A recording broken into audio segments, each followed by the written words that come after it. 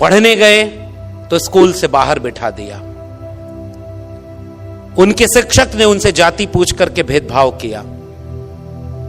बाल मन के बाबा साहब घर लौटे, मां से पूछा कि ये क्यों हमें पढ़ने का अधिकार नहीं? मां ने कहा क्योंकि हम उनके नीची जाति में आते हैं। बच्चे ने पूछा कि ये कहां लिखा, कैसे पता कि हम किस जाति में आते हैं? मां ने कहा किसी किताब में लिखा है कि हम सब छोटी जाति, नीची जाति से आते हैं। और बच्चे ने कहा कि मां किताब में तो गलत भी लिखा हो सकता है, मुझे मौका मिलेगा तो मैं उस किताब को बदल दूंगा और ऐसी किताब लिखूंगा जिसमें इंसान बराबर होंगे, कोई छोटा या बड़ा नहीं होगा। और उस किताब का नाम है भारत का संविधान। इसलिए हम अपने पुरखे को याद करते हैं, इसलिए हम उन्हें याद करते हैं कि जिसे पढ़ने से बाहर बिठाया उसने 32 डिग्रियां हासिल कर ली, विदेश में पढ़ाई की, 4-4 PhD की डिग्री। अभी हमारे संबोधन में, हमारे परिचय में आदरणीय जो बोल रहे थे कि मेरे नाम के आगे डॉक्टर पहले लगा हुआ है, तो जब मेरे नाम के पहले डॉक्टर लगा सर, तो गांव में गया तो लोग अपना सर दर्द का इलाज की दवा पूछने लगे थे। तो हमने कहा देखो भाई, इस शारीरिक बीमारी के इलाज की दवा का डॉक्टर तो दूसरा है, हम तो समाज की बीमारी की इलाज की दवा करने के लिए काम कर रहे हैं। इसलिए हम डॉक्टर इन फिलॉसफी हैं, हम समाज के बीमारी को ठीक करने की कोशिश करते हैं। इसलिए हमारा प्रोफेशन भी शिक्षक का है। इसलिए मैं कोट करना चाहता हूं, हमारे पुरखे को पढ़ने का मौका नहीं दिया, फिर भी उसने कलम नहीं छोड़ी। 32 डिग्रियां, 4-4 PhD की डिग्री, और एक भी डिग्री फेक डिग्री नहीं थी। इशारे में समझ जाइए, सारी डिग्री ओरिजिनल थी। ये नहीं था कि कोई डिग्री मांगे तो ओरिजिनल डिग्रियां। हुनर और काबिलियत ऐसी कि उन्होंने अपने हुनर और काबिलियत से, जब भारत का संविधान बनने की प्रक्रिया शुरू हुई और चुना जा रहा था, तो बहुत सारे लोग ये बात समझते हैं कि एहसान कर दिया किसी ने बाबा साहब डॉक्टर भीमराव अंबेडकर को संविधान की प्रारूप समिति का अध्यक्ष बनाकर। मगर हकीकत यह है कि उस वक्त पूरे मुल्क में उनसे ज्यादा काबिल और हुनरमंद दूसरा कोई था ही नहीं जो संविधान सभा की प्रारूप समिति का अध्यक्ष बनाया जा सके। उतने पढ़े लिखे, उतने हुनरमंद थे। मैं गया हूं उस जगह, गुजरात के सयाजी बाग बड़ोदरा में, पुराने लोग जानते होंगे। बाबा साहब लौट कर आए तो नौकरी करने गए, और नौकरी भी ऑफिसर रैंक के थे, पढ़कर आए थे। अपनी काबिलियत से वो नौकरी जिसका वादा था वो करने गए, चपरासी फाइल फेंक कर दिया करता था, पीने का पानी अलग, और अपमान इतना, जलालत इतनी, रहने का घर नहीं दिया जाति देखकर। और जब इतना सब कुछ हुआ, एक जब बहुत ज्यादा ये अत्याचार बढ़ा, बाबा साहब टूट गए, वापस लौटने के लिए ट्रेन पकड़ने आए, तो वो आज भी वो जगह संकल्प भूमि जहां बैठकर वो रोए थे। मैं गया हूं उस जगह पर। बाबा साहब अंबेडकर का इतना अपमान, अगर वो देश छोड़कर भागने वाले होते तो इतनी डिग्रियां थी, विदेश में किसी भी देश में जाते, क्लास 1 की नौकरी होती, कोई जाति पूछकर भेदभाव नहीं करता, शान से जिंदगी जीते कि ये मुल्क रहने लायक नहीं है। इतना पढ़ लिख कर आए तब भी ये जातिवाद करते हैं, वो देश छोड़कर चले गए होते। मगर हमारे पुरखों का इतिहास ये है, वो भागने वाले नहीं, वो बदलने वाले थे। वहां उन्होंने संकल्प लिया कि मैं इतना पढ़ के लौटा हूं तो मेरे साथ इतना भेदभाव, मेरे समाज के साथ कितना भेदभाव होगा। वहीं संकल्प लिया कि अब इस मुल्क में रहकर, इस मुल्क की बेहतरी के लिए तब तक चैन से नहीं बैठूंगा जब तक अपने समाज को इस अपमान से मुक्त करने का बीड़ा न उठा लूं। इसलिए उस जगह को संकल्प भूमि के रूप में याद किया जाता है, और उस संकल्प को मैं याद करना चाहता हूं। और उस संकल्प की परिणति थी जो संविधान तक की यात्रा पहुंची। आजाद हुआ भारत तो इस देश में, इसकी आवाज थोड़ी ठीक करा दीजिए, अचानक बढ़ गई। तो जब देश आजाद हुआ तो कोशिश ये की गई कि बाबा साहब को गायब कर दिया जाए। ये हकीकत है इस देश की। बाबा साहब का पूरा लिखा हुआ कब प्रकाशित हुआ? 1980 के आसपास। जिसका आजादी में पूरा योगदान भी न हो, जिसके दिल में धर्म ज्यादा बड़ा अहमियत रखता हो, जिन लोगों ने इस देश में ये लिखा है, महाराष्ट्र के लोगों आपकी भाषा में, आप ही के बीच के लोग थे, जिन लोगों ने ये लिखा कि ये कुनबी किसान तेली कुम्हार संसद में बैठकर क्या करेंगे, उन लोगों को तो इस देश में पढ़ाया गया कि वो आजादी की लड़ाई के दीवाने थे, वो राष्ट्रभक्त थे। जिनके दिल में धर्म ज्यादा बड़ा था वो भी देशभक्त पढ़ाए गए, और जिन्होंने इस मुल्क की कुर्बानी के लिए क्या क्या नहीं सहा, उनकी किताबें नहीं छपी गई। बाबा साहब को भारत रत्न कब मिला? 1990 में आकर मिला। संयुक्त मोर्चा की सरकार, विश्वनाथ प्रताप सिंह की सरकार, मानवर कांशी राम का आंदोलन और उस सब की प्रेरित में बाबा साहब को भारत रत्न देने में इस देश की आजादी के 40 साल गुजर गए, मगर उन्हें पता ही नहीं था। आपके भारत रत्न के मोहताज नहीं थे डॉक्टर अंबेडकर। वो अपने हुनर और अपनी काबिलियत से भारत रत्न ही नहीं, विश्व रत्न बन चुके थे।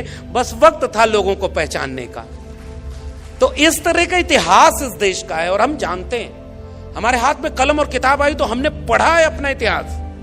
क्यों डॉक्टर अंबेडकर का पूरा प्रकाशन 40 साल लग गए प्रकाशित होने में? उनके 14 अप्रैल को राष्ट्रीय अवकाश घोषित कब हुआ? 1990 में। उनको भारत रत्न कब मिला? 1990 में।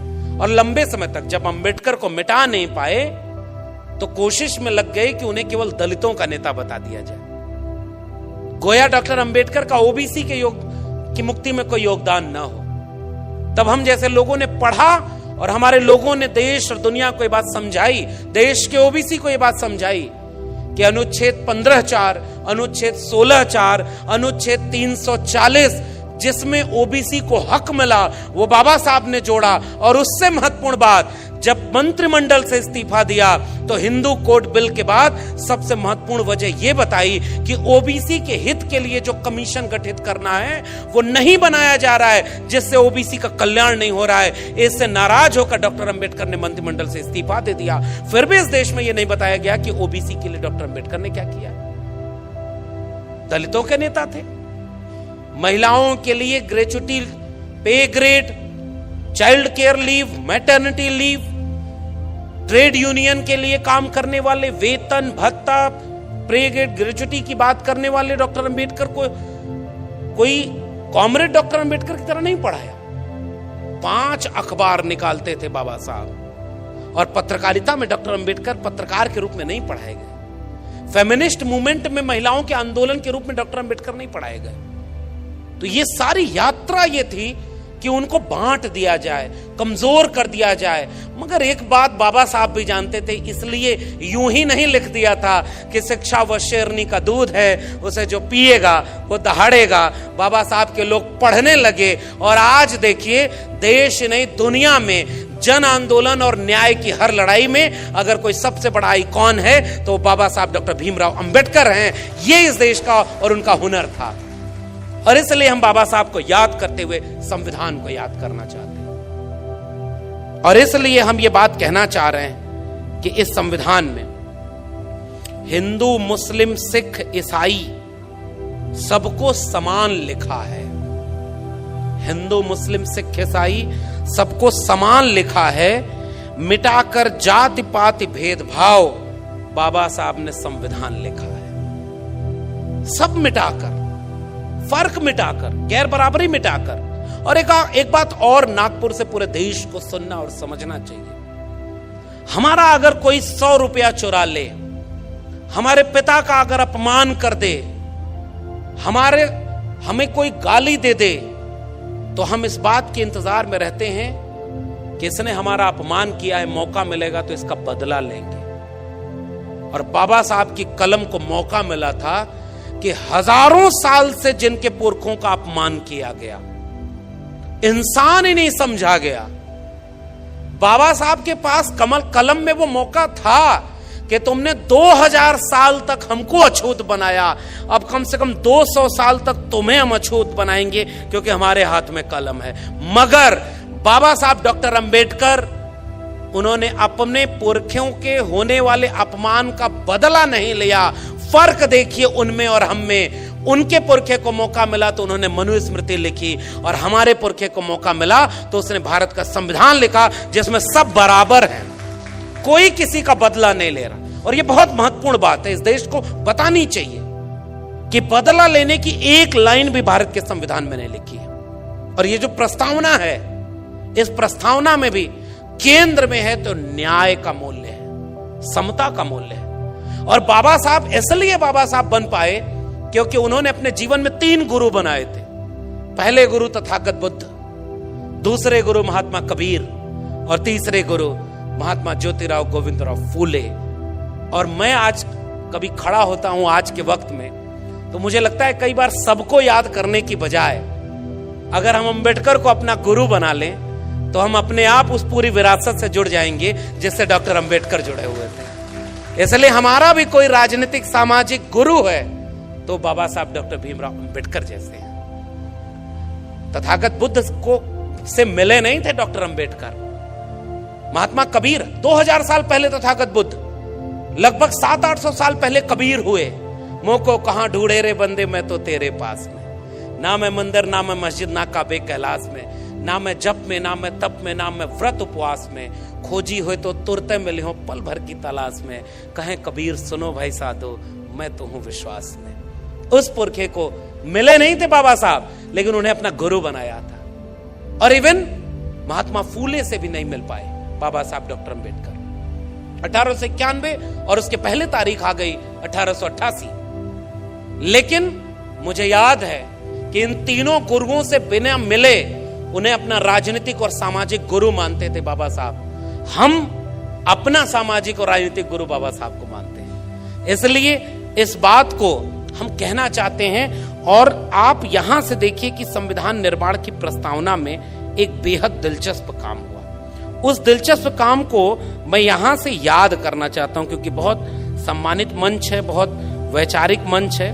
मैं 2-3 नाम पढ़ रहा हूं। संविधान बनने की प्रक्रिया शुरू हुई है। देखिए, संविधान की प्रस्तावना की शुरुआत कहां से की जाए, पहला शब्द क्या हो, इसको लेकर डिबेट शुरू हुई है संविधान सभा में। एक शख्स है जिसका नाम है HV कामत। इन्होंने सुझाव दिया कि भारत के संविधान की शुरुआत, यानी प्रस्तावना की शुरुआत ईश्वर के नाम पर हम भारत के लोग से होनी चाहिए। यानी सबसे पहला नाम होना चाहिए ईश्वर। दूसरे शख्स हैं संविधान सभा में गोविंद मालवीय। गोविंद मालवीय ने एक संशोधन पेश किया और उस संशोधन प्रस्ताव में लिखा कि परमेश्वर सर्वोच्च प्राणी और ब्रह्मांड के भगवान की दया से भारत का संविधान शुरू होना चाहिए। अगले शख्स का नाम है कोई समथिंग सक्सेना। उन्होंने कहा कि प्रस्तावना में भगवान और गांधी का नाम शामिल होना चाहिए और इसके खिलाफ तर्कों पर विचार किया, जिसमें उन्होंने कहा कि भाई आयरिश संविधान वो अपने शहीदों की याद से और भगवान की स्तुति से शुरू होता है। दुनिया के कई संविधान से शुरू होते हैं। अगले शख्स है गोविंद मालवीय। उनका दृष्टिकोण था कि मैं एक विभाजन चाहता हूं, क्योंकि मुझे लगता है कि हम इस देश और इसके लोगों के साथ अन्याय कर रहे हैं और मैं जानना चाहता हूं कि इस विषय पर कौन क्या सोचता है। यह आरोप लगाने वाले तरीके से जो दक्षिणपंथी हिंदू विचार था कि कौन इस बात में सहमत है कि संविधान भगवान के नाम से शुरू होना चाहिए या नहीं होना चाहिए। बाबा साहब डॉक्टर अंबेडकर ने कहा कि तमाम लोगों के सुझाव आए हैं, इस पर वोटिंग होनी चाहिए। कुछ लोगों ने कहा कि नहीं, भगवान के नाम पर वोटिंग कैसे होगी, तो हाथ उठवाए गए। और यहां से इस देश के नागरिकों को एक बात समझनी होगी, उस हाथ उठवाने में कि भारत का संविधान किसी भगवान के नाम से शुरू हो, 41 यानी 41 लोग इसके समर्थन में थे, 68 लोग इसके खिलाफ वोट देते हैं। और उसके बाद बाबा साहब की चतुराई से ये देश का संविधान किसी भी और नाम के संबोधन से नहीं शुरू हुआ।